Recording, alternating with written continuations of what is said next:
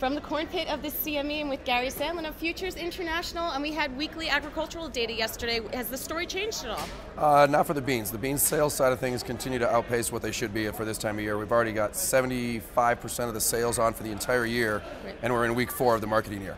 Now, what about corn? Is that story stale at this point? Corn is sort of stale. I mean, as a whole, the drought story of the summer Right. is over, and now we're moving on to start focusing on other things, as supply, demand, South American weather, things along those lines. Right, and what about wheat and beans?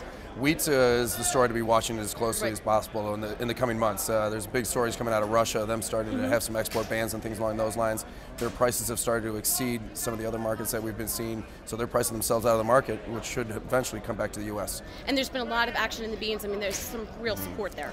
There is. I mean, the world story is far from being over. We've got some supply issues, at least for the next 6 to 8 months. Right. And if South America has any growing problems whatsoever, the beans are still the story to have on. And a key theme for us this year on options profits has been fertilizer stocks, not only because of the drought that we had. On a relative and historical basis, these stocks are pretty cheap, but what we're looking at are fall and spring application patterns. Is it a little bit too early for that? And what are your thoughts going into 2013? It is a little early for that because they still have to finish harvesting for this season, but it's one of those things that I'm unsure if they can get their hands on some applicable fertilizer to make things enhance themselves for next season, they will definitely do so. Okay, great. Thanks, Gary.